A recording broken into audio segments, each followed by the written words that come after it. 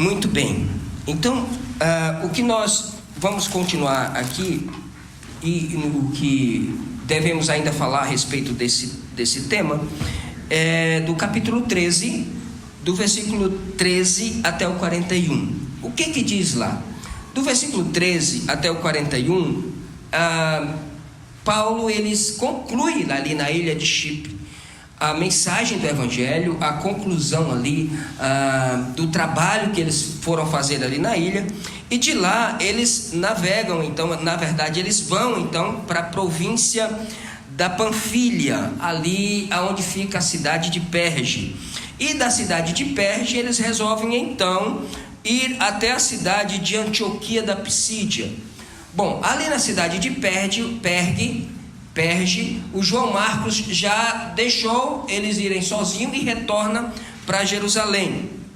Ali eles chegam então na cidade de Antioquia da Psídia, procuram uma sinagoga, sentam-se ali e eles começam então a aguardar todo o desenrolado trabalho feito ali na sinagoga. Eles leem os profetas, eles leem o texto da lei e depois convidam Paulo e Barnabé para que falasse alguma coisa. Eles dizem: irmãos, vocês têm alguma palavra de consolação para o povo? Podem falar. E eles começaram então. Paulo faz sinal com a mão para que todos possam ouvi-lo, e ele começa então a falar. Ele traz um discurso, uma pregação muito completa. Aliás, é a maior pregação de Paulo escrita aqui, é justamente essa. E nesta pregação ele mostra então, desde os profetas, desde a chamada de Abraão, como Deus tinha escolhido Israel para mostrar-se para as nações. Depois ele mostra então Moisés, depois ele mostra os juízes, depois ele mostra a monarquia, e ele mostra que da linhagem de Davi Deus suscitaria um rei que reinaria para todo sempre. E ele disse: esse Jesus é esse rei que veio, os nossos pais desconhecendo, embora estivesse fazendo tudo o que antes o profeta tinham falado, mas desconhecendo sobre Jesus, não o receberam, antes o assassinaram. Esse Jesus, Deus o ressuscitou, e é em nome dele que nós estamos pregando esse evangelho aqui.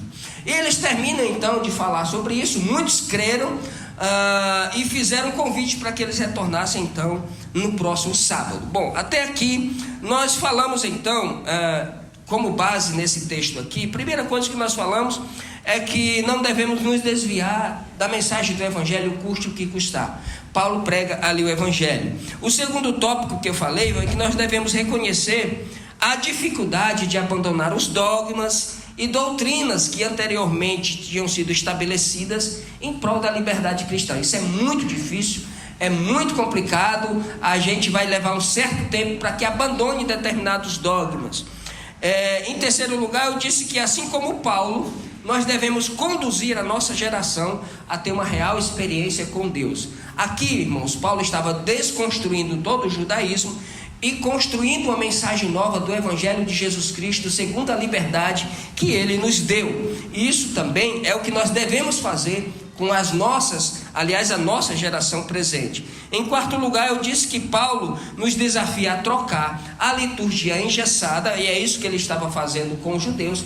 Troquem essa liturgia engessada pela palavra viva de Jesus e da ressurreição do mesmo, né? Em quinto lugar, eu também disse que Paulo nos desafia a transformar essa vivência que eu tenho experiencial com Jesus Cristo, em transformar em solidariedade, algo palpável, algo que possa ser notável, entende? Eu tenho uma experiência com Deus, então eu tenho que desenrolar minha espiritualidade no sentido da solidariedade, porque se eu digo que tenho fé e esta fé não desemboca em obras, então eu tenho uma fé morta. Bom, em sexto lugar, nós vamos continuar agora a partir do sexto tópico. O sexto tópico, eu quero dizer o seguinte, que essa mensagem de Paulo nos desafia a dedicarmos toda a nossa vida para acolher e para servir.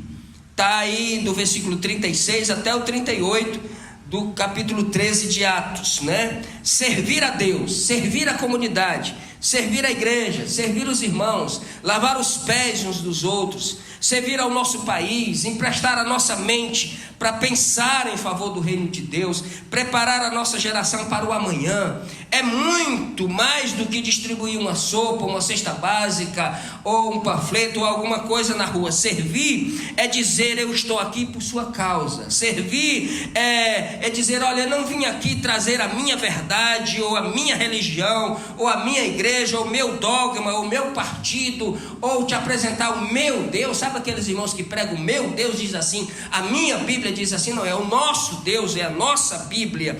Eu vim aqui por sua causa. Isso é servir a pessoa. Eu vim aqui por causa de você, eu vim aqui para servir você.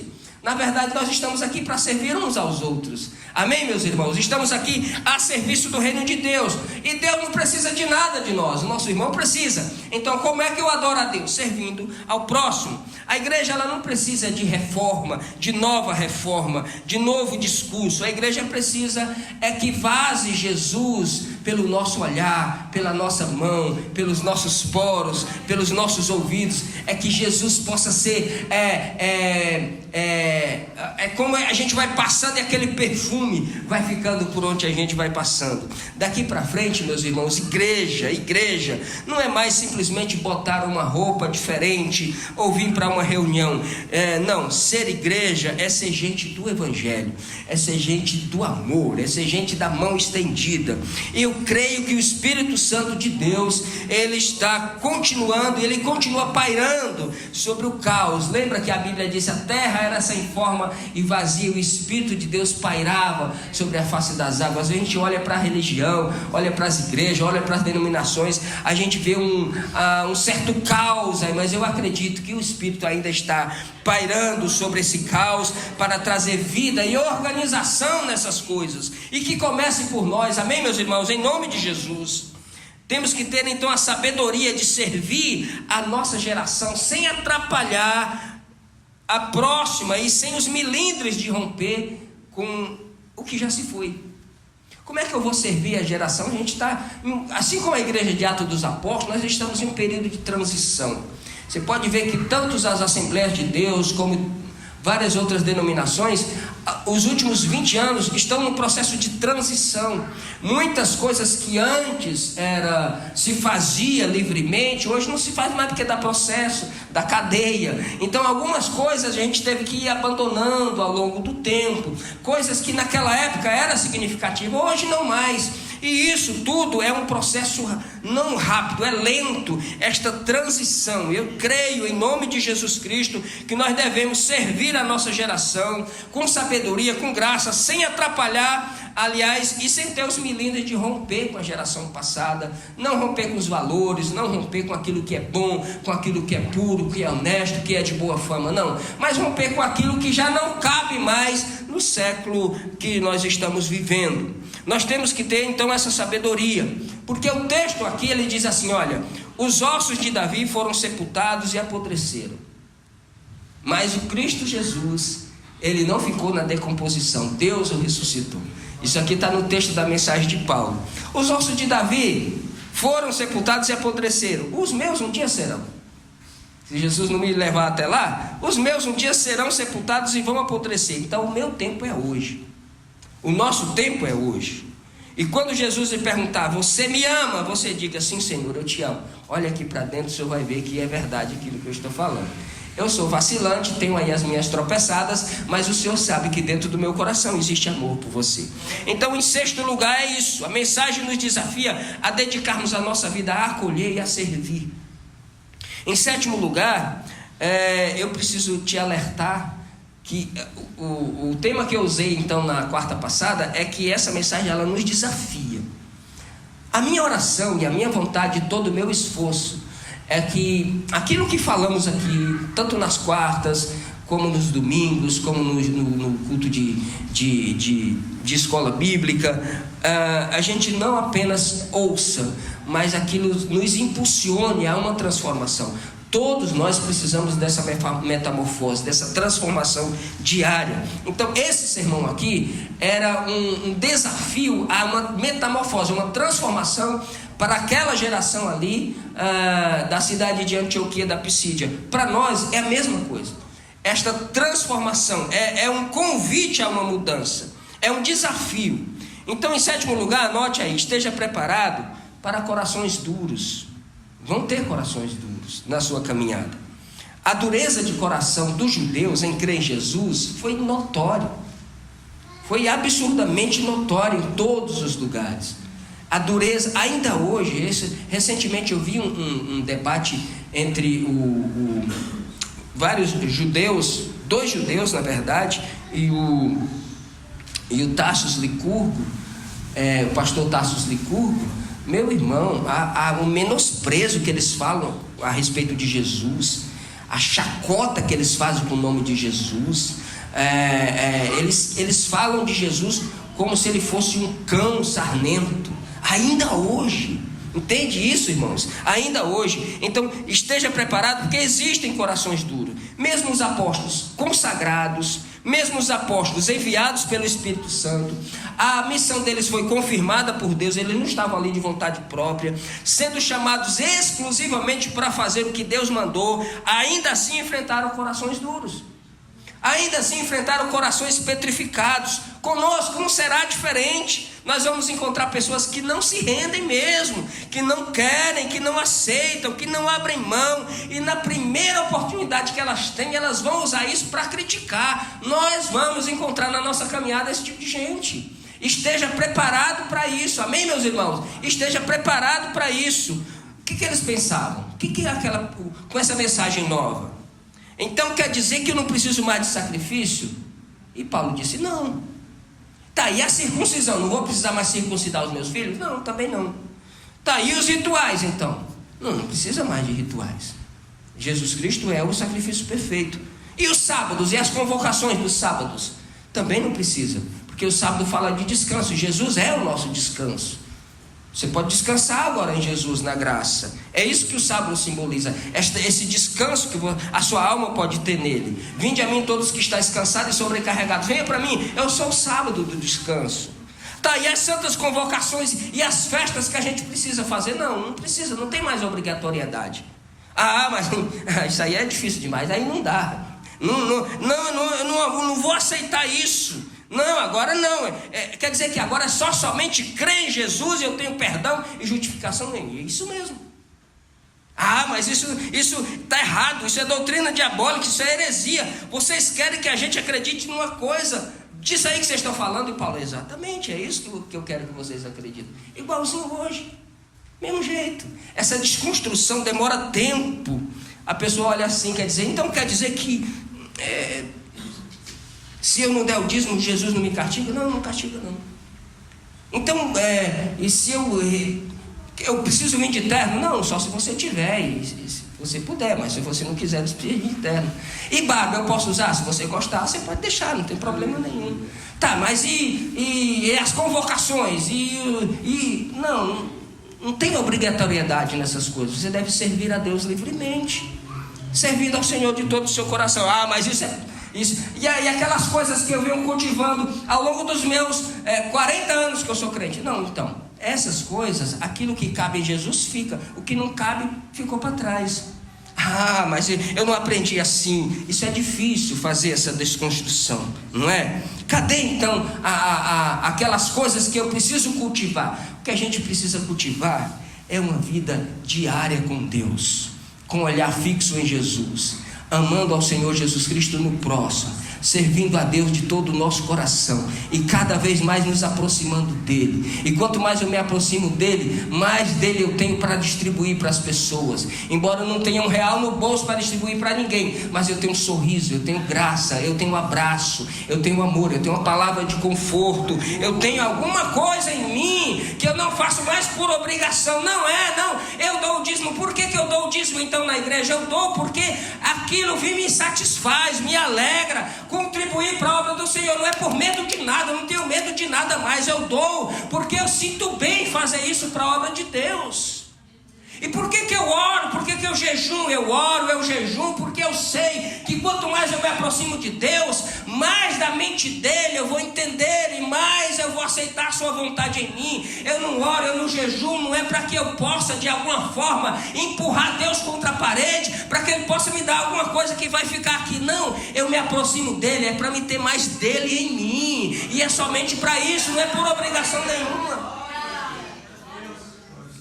Ai, mas se eu faltar um culto para sair com minha família, e você está cultuando lá com a sua família, ai, se eu não puder vir em todos os cultos, não tem problema nenhum. O importante é que Deus entenda, absorva a sua mente, o seu coração, e Ele seja o Senhor da sua vida. Esteja pronto para corações duros. A gente vai encontrar isso no caminho. 8º lugar, devemos esperar o momento certo da oportunidade. Está no versículo 15, Davizinho, coloca aí, versículo 15. Devemos esperar o momento certo da oportunidade. Depois da leitura da lei de Moisés e dos livros dos profetas, os chefes da sinagoga mandaram dizer a eles: irmãos, se vocês têm alguma palavra para animar o povo, podem falar agora. Eles chegaram, sentaram, ficaram lá. Não atropelaram as coisas, não chegaram lá, não. Eles esperaram o tempo deles. Eram mandados por Deus, enviados por Deus, cheios do Espírito Santo.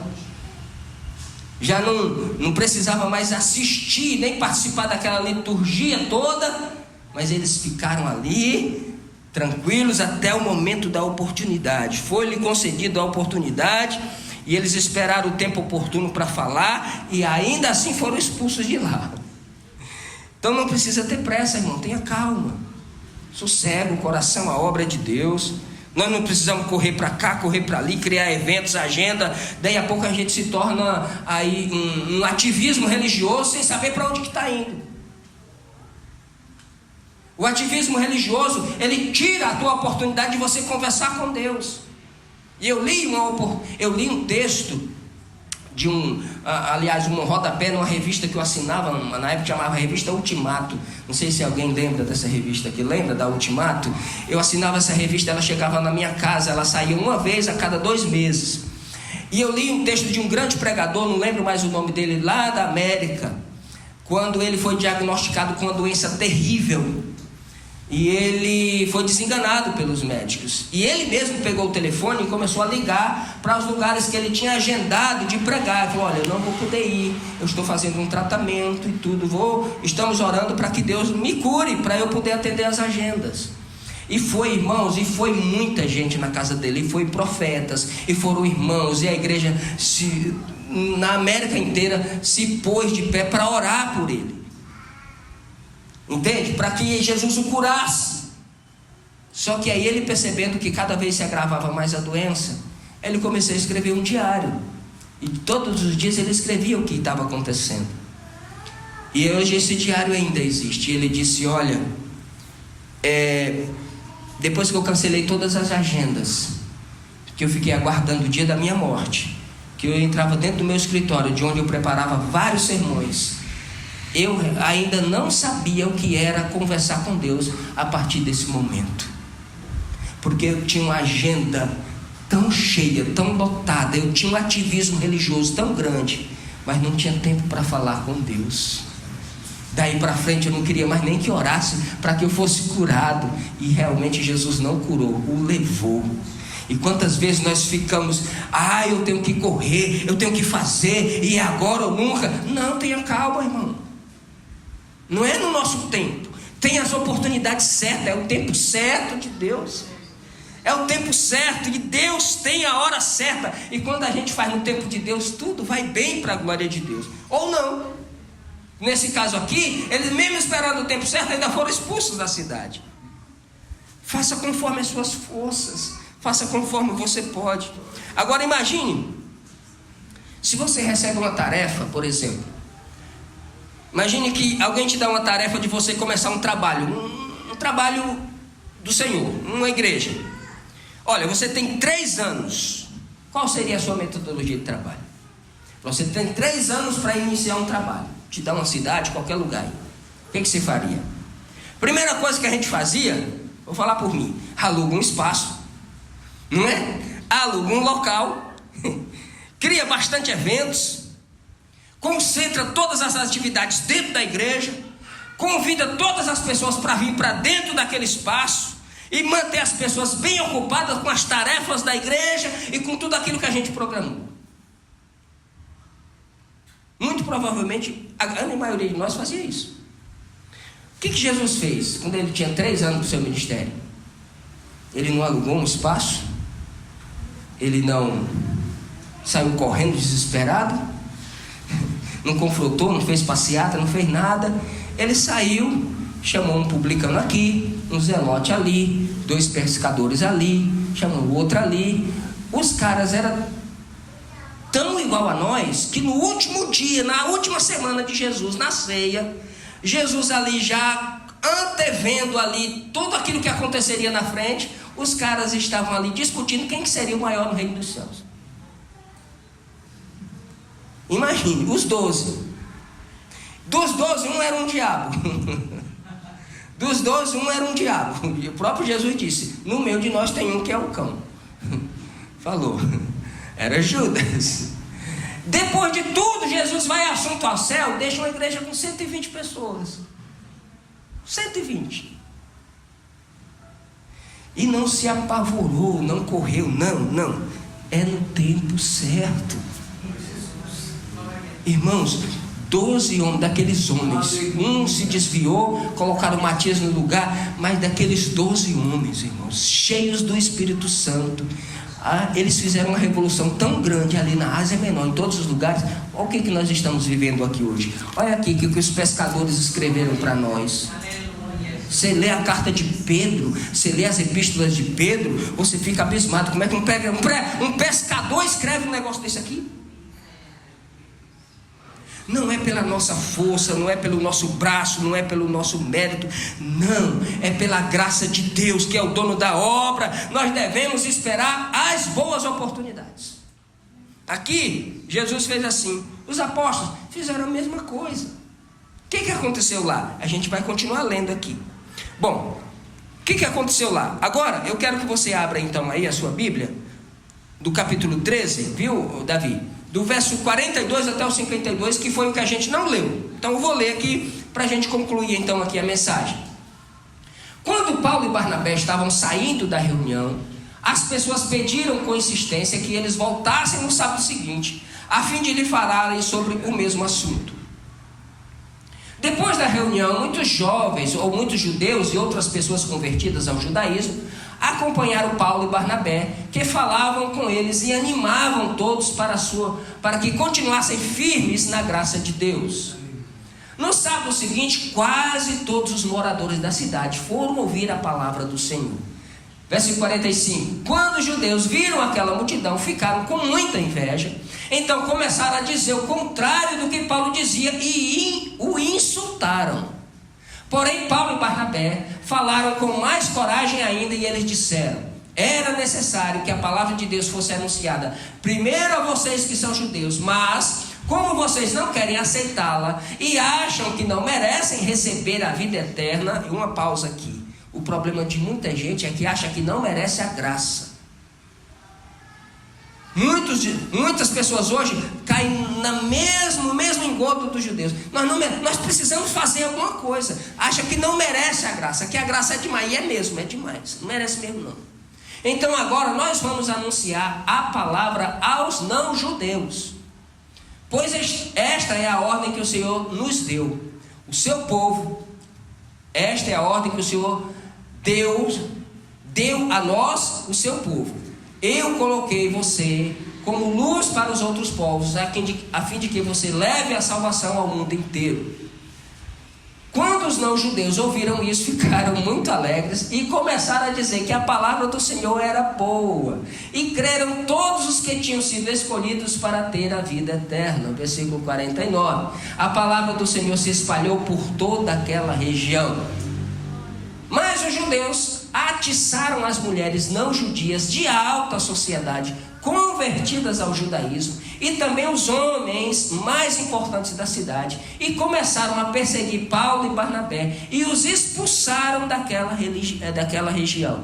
Então os apóstolos sacudiram a poeira das suas sandálias, em sinal de protesto contra eles, e foram para a cidade de Icônio. Verso 42, final. E os cristãos de Antioquia continuaram muito alegres e cheios do Espírito Santo. Olha que coisa interessante, irmãos. Olha que coisa interessante. Aqui nós vemos o efeito do sermão de Paulo. O que é o efeito do sermão de Paulo? Primeiro, eles são convidados pelos judeus, né? Os prosélitos, a pregar no próximo sábado. Muitos que estavam na sinagoga creram. É claro que a Bíblia diz aqui no texto que eles seguiram a Paulo e a Barnabé. Isso significa que durante a semana ele continuou encorajando os irmãos para que continuassem firmes na fé. E no sábado seguinte, quando eles vêm para o culto, para a sinagoga, quase toda a cidade veio. Isso aqui é uma maneira de falar, né? Todo mundo veio. Isso é uma figura de, né, força de expressão, né? Não é que a cidade inteira veio, mas aqui Lucas está usando aqui um provérbio que a gente sempre usa. Quase todo mundo veio. Então Paulo começa a pregar. Só que quando tudo parece estar indo muito bem, então houve uma reviravolta. Porque os judeus, quando viram a multidão, se encheram de inveja e começaram então... e a inveja deles era por quê? Primeiro, por causa dos gentios pagãos que estavam lá na sinagoga. Eles não queriam que eles estivessem lá. Os que podiam entrar na sinagoga eram os prosélitos, que era o gentio convertido ao judaísmo, e estava cheio de gentios pagãos.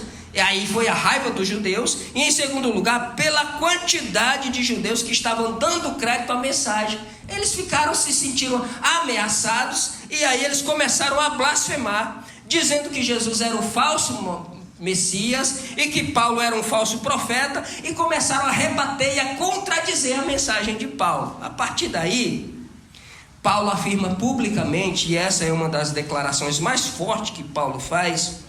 Ele diz assim: olha, Deus nos chamou primeiro para vocês, mas como vocês não querem, nós vamos para os gentios. E isso é uma declaração forte. Nós vamos pregar aos gentios. E essa é uma declaração não só forte, mas corajosa. E aí ele cita o verso 47. Aliás, vê o verso 47 aí, mais uma vez, que ele é bem grande, né? Isso. Pois esta é a ordem que o Senhor Deus deu a nós, o seu povo. Eu coloquei vocês como luz para as nações entre os povos, a fim de que você leve a salvação ao mundo inteiro. Essa era o chamado para Israel.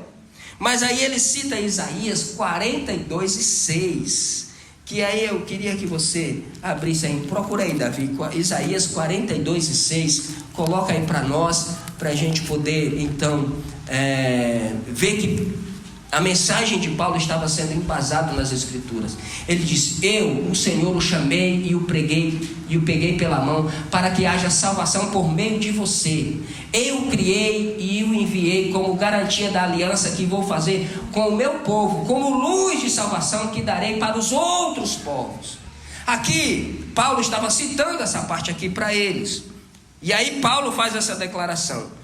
Mas no coração dos gentios no coração dos judeus teve então essa repulsa, mas no coração dos gentios teve um efeito positivo. Quando eles ouviram assim, que agora Deus estava mandando ele para os gentios, e falou: opa, chegou a nossa vez, agora é para nós. E então eles se alegraram ao perceber que Deus também tinha um plano para os gentios. Nossa, Deus tem um plano para nós, a gente está incluído no plano de Deus, isso é maravilhoso. E eles se alegraram, enquanto estavam com raiva, os outros estavam se alegrando. E aqui, isso aqui foi suficiente para que a palavra de Deus se espalhasse naquela região. Como os judeus não podiam impedir que o evangelho crescesse ali, eles começaram a agir de outra forma então. Aí eles instigaram as mulheres religiosas de alta posição. O que eram essas mulheres? Eram prosélitas, eram gentílicas, que se convertiu ao judaísmo. Essas mulheres, se era da alta sociedade, os seus maridos também eram. Então o texto vai falar aqui que elas eram mulheres convertidas ao judaísmo e homens influentes da sociedade. Então elas começaram a usar essas mulheres e os maridos delas, que eram influentes ali na cidade, e elas eram instruídas pelos rabinos. E aí eles diziam: agora vocês vão orientar os maridos de vocês, e nós vamos expulsar esses camaradas daqui, porque eles estão desestruturando e blasfemando aqui contra a lei e contra os profetas. E foi isso, força política.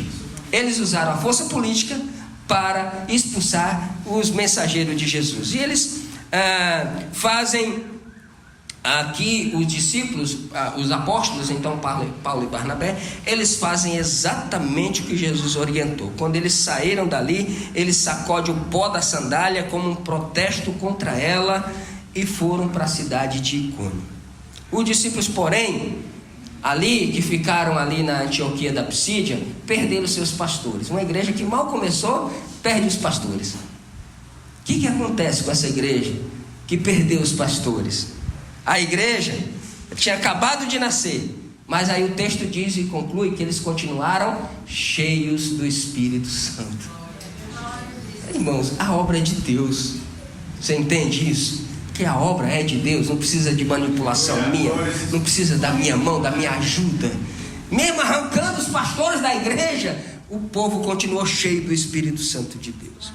Bom, o que esse texto aqui, essa última parte nos fala? E a gente vai concluir dentro do horário. Primeiro, Deus convence o pecador através da sua palavra, da palavra viva e eficaz. Não são técnicas de raciocínio humano, não são técnicas de programação neurolinguística, não. O versículo 48 do capítulo 13, Davi, de Atos, coloca aí mais uma vez para mim. Quando os não-judeus ouviram isso, ficaram muito alegres e começaram a dizer que a palavra do Senhor era boa. Agora coloca o versículo 44. No sábado seguinte, quase todos os moradores da cidade foram ouvir a palavra do Senhor. Agora coloca o versículo 49. A palavra do Senhor se espalhou por toda aquela região. Qual era o instrumento de pregação dos apóstolos? A palavra do Senhor. Quem convence o pecador não é a minha técnica, não é o meu evento, não é nada disso. É a palavra do Senhor falada como ela é, aplicada no coração de cada pessoa. É através da pregação do Evangelho que Deus chama o seu povo, que Deus fortalece o seu povo, que Deus anima, que Deus alegra, que Deus enche do Espírito Santo. É através da sua palavra. A gente vem aqui para quê? Para ouvir, para meditar, para pensar, para se render, para se entregar a essa palavra, para dar razão a esta palavra e dizer: eu preciso me submeter a esta palavra, porque é ela que vai me convencer e me converter. Não esqueça, irmãos, isso, que sempre que o Evangelho é pregado, ele vai provocar alegrias em um, mas a ira no coração de outros. E é isso que aconteceu aqui. A palavra de Deus, é impossível você ouvi-la e continuar na mesma coisa. Ou você melhora ou você piora. Não tem como você ouvir a palavra de Deus e você continuar do mesmo jeito. Ou você piora ou você melhora. Ou você se rende a ela ou você é contra ela. Jesus disse: quem comigo não ajunta, espalha. Quem não é por mim é contra mim. Não tem meio termo. A palavra de Deus é o meio pelo qual eu devo reger a minha vida. Eu devo ser orientado. Eu devo pautar a minha família, a minha empresa, os meus negócios, a minha vida espiritual, a minha trajetória, o meu ministério. Tudo tem que ser em cima da palavra de Deus. Se você expõe a palavra de Deus, ela te muda. Ela te muda. E o que é expor? Aliás, se você se expõe à palavra de Deus, não é expor, é se expor à palavra de Deus. O que é se expor à palavra de Deus? Não sei se você já viu quando dá aquela chuva. No Nordeste tem muito isso. Quando dá aquela chuva muito grande, principalmente no período da tarde, ali umas 4h30, o sol sai de novo. Aquelas aves que ficaram molhadas, elas vão se expor ao sol. Então elas abrem as suas penas, se arrepiam toda ali, para que elas possam se expor ao sol. Quando você se expõe à palavra de Deus, ela muda o seu coração. O que é se expor à palavra de Deus? É eu aceitá-la sem reservas. É eu me render a ela sem ressalvas nenhuma. É eu dizer, é a palavra de Deus que tem razão, não eu. Porque se eu disser é a palavra de Deus, mas se eu colocar um mais ali, aí a palavra de Deus já não tem efeito em mim. Não, eu ouço a palavra, eu leio a palavra, mas se a gente colocar sempre esse mais, a palavra de Deus não precisa nem de mais e nem de menos. Ela é poderosa, suficiente para convencer o nosso coração. A segunda coisa que eu trago nesse texto aqui é que a inveja é uma ferramenta forte que o diabo usa para atacar e desestruturar a igreja. Versículo 45, coloca aqui para mim, Por favor, meu filho. Quando os judeus viram aquela multidão, ficaram com muita inveja. Inveja, às vezes elas vêm disfarçada de direito, às vezes elas vêm disfarçada de posição social, eclesiástica, seja lá o que for. Às vezes vem disfarçada de tempo de crente. A inveja vem disfarçada de todos os meios. O que eles pensaram ali? A gente está aqui há não sei quantos mil anos aqui, há milênios aqui pregando isso. Agora aparecem dois camaradas de um dia para outro e vem mudar tudo isso daqui. E ainda está todo mundo aqui do lado deles. Nós temos esse direito de continuar com os nossos sacrifícios. E aí a inveja entra no coração. Nós temos o direito, porque eu aprendi assim, é assim que eu tenho que pautar aqui, então, a minha congregação. E aí a inveja vai entrando. Foi assim com Jesus. Por que mataram Jesus? Por inveja.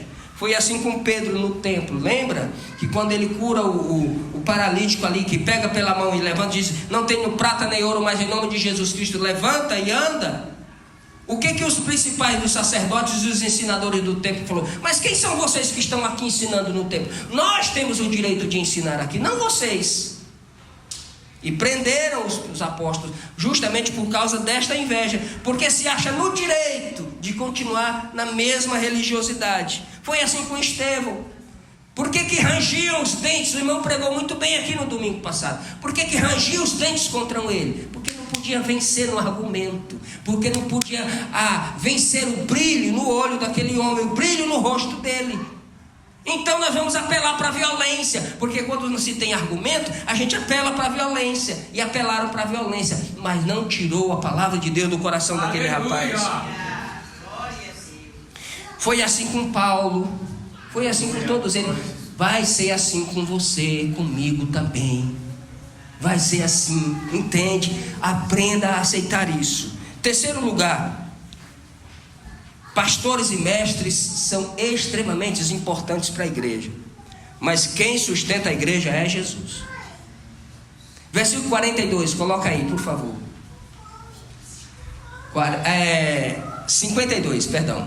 52. E os cristãos de Antioquia continuaram muito alegres e cheios do Espírito Santo. Isso aqui, os pastores já tinham sido expulsos. Foram embora, sacudindo o pó das sandálias, dizendo: eu não tenho mais responsabilidade com vocês, agora é entre vocês e Deus. Mas a igreja ficou. Deus nunca deixa de cuidar da sua igreja. Deus nunca deixa de sustentar a sua igreja. Deus nunca deixa de manter a sua igreja, de abençoar a sua igreja, de velar pela sua igreja, por aqueles corações contritos que se rendem à graça, que se expõem à palavra e dizem: eu estou errado, vem me mudar, Senhor, vem me transformar e vem me consagrar para que eu possa, nesse processo de santificação, não ser mais eu quem vivo, mas é tu quem vive em mim, e a tua palavra que vai me modificando. Deus é quem cuida da sua igreja. Aleluia. Glória a Jesus. E é triste o fim de todo aquele que se levanta contra o avanço da igreja, contra a propagação do evangelho. É triste o fim. Jesus, quando vai carregando a cruz, as mulheres olham para Jesus naquele sofrimento e choram. E ele disse: por que vocês choram por mim? Chorai antes por vós mesmos, pelos vossos filhos. Porque se fazem isso com lenho verde, o que será do lenho seco? Se estão fazendo isso comigo, o que farão com vocês? Lembra que eles disseram: caia sobre nós e sobre os nossos filhos o sangue desse homem? Falaram para Pilatos isso. É triste o fim daquele que se levanta contra o avanço da igreja, contra a propagação do evangelho. Tem contas a acertar com Deus. Eu quero concluir aqui dando 3 conselhos para você. Não esqueça jamais desses 3 conselhos. Se você pregar a mensagem, ou se a sua mensagem ela nunca ficará ultrapassada, se você pregar conforme as Escrituras. Porque conforme a moda teológica do momento, aquela moda passa e você cai no descrédito. Mas se você pregar a palavra, nunca ficará ultrapassada. Paulo pauta a sua mensagem nas Escrituras, não inventa nada, ele não usa insinuações, não tem poder persuasivo de filosofia nenhuma, nem quer mostrar uma espiritualidade superior dos demais. Ele usa o Evangelho simples como ele é. Jesus usou as Escrituras, Felipe usou as Escrituras, Estevão usou as Escrituras, João começa o seu Evangelho citando as Escrituras, Lucas escreve aqui reproduzindo as Escrituras. É isso que tem que estar na nossa vida. Aleluia. Se pregarmos o Evangelho, daqui 30 anos pode resgatar essas mensagens aqui e não vai fazer vergonha a ninguém, porque estamos pregando a mensagem do Evangelho. Segunda coisa que você não deve esquecer jamais: sua mensagem nunca ficará ultrapassada se você falar de Jesus, da sua crucificação e da sua ressurreição. Essa é a mensagem do Evangelho. Porque a crucificação mostra a seriedade e a gravidade do pecado. Mostra que a nossa culpa despejada em Jesus foi coisa muito séria. A crucificação mostra a minha culpa, o meu pecado sendo despejado em Jesus. Um inocente ali foi exprimido, foi moído, foi esmagado em meu lugar. Quando eu prego sobre a crucificação, automaticamente a pessoa que está do outro lado está entendendo que foi ela quem foi o motivo daquela crucificação.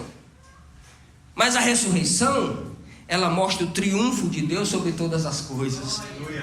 Ela mostra o poder que Ele tem. É-me dado todo o poder no céu e na terra. Você entende isso, irmãos?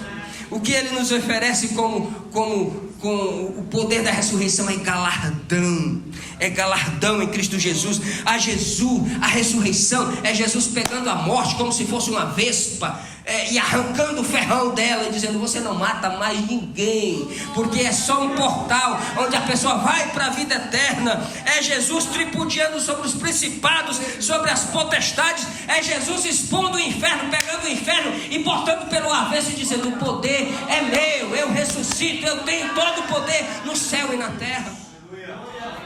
Se você pregar essa mensagem, nunca vai ficar ultrapassada. Aonde você pregar, vai ter conversão de almas, vai ter coração se rendendo e vai ter pessoas se convertendo, inclusive dentro da igreja. Terceiro e último lugar, para você não esquecer jamais: nós temos prazo de validade, Jesus não. E eu tenho prazo de validade. Tudo é passageiro, tudo é transitório, tudo passa. O gel ainda disfarça um pouco, mas se eu vir sem gel, você vai ver que eu já tenho 40% dos cabelos brancos. O pastor João nem cabelo tem mais, mas pela barba dá para você ver. Passa. Quando eu conheci o pastor João no ano de 98, 99, por aí, ainda tinha uns cabelos aqui, a careca não era tão completa, né? Hoje já fazem 30 anos, 30 e poucos anos. Ainda está tão forte como está igual um Caleb. Ainda estou tão forte como eu era com 40. Mas é transitório. Minha sogra está lá com 85 anos, com a pneumonia. Todo mundo se preocupa, porque é uma senhora de 80 anos, sozinha numa casa, se não tiver ninguém para cuidar, perece. Meu pai, que quantas vezes eu vi ele com aquela mão esticada. Mãe Nelvina está aí, cadê ela? Aí, ó. Viu praticamente eu nascer. Só não viu um dia que eu nasci, mas ela conhece toda a minha família. Com aquela mão esticada, pregando o evangelho, com aquela força, com aquela garra que ele tinha. Está lá com 86 anos, numa cadeirinha de roda, e de manhã ele ora: Jesus, me leva, me salva. Minha irmã olhou para ele: pai, você já está salvo em Jesus. Falou: não é dessa salvação que eu estou falando, filho. Me salva dessa situação. Passa, tudo passa. Tudo passa. A gente tem prazo de validade, irmãos. É isso que o texto diz aqui. Davi passou, serviu a Deus, mas os seus ossos apodreceram. A sua geração viu ele ser aquele homem guerreiro, mas viu ele morrer e os seus ossos apodreceram. Mas quando Jesus morreu, o seu corpo não apodreceu. Os heróis da fé também morreram, o seu corpo apodreceu. Todos eles morreram e retornaram ao pó. Mas Jesus Cristo, o nosso Jesus, o nosso Senhor, Ele disse: até que o céu e a terra passe. Até o céu e a terra tem prazo de validade, mas a sua palavra jamais terá prazo de validade. Vai passar um dia, o profeta Zacarias disse que a terra se enrolará como um pergaminho velho que vai se enrolando. A terra vai envelhecer, já está envelhecendo. E é por isso que Deus um dia criará novos céus e nova terra. Sairá do dentro desses escombros novo céu e nova terra. É por isso que esse corpo que perece aqui, quando o toque da trombeta soar, nós teremos um corpo glorificado para se encontrar com o Senhor. Nós temos prazo de validade aqui, mas a nossa alma não tem, porque Deus nos separou e nos preservou para aquele grande dia.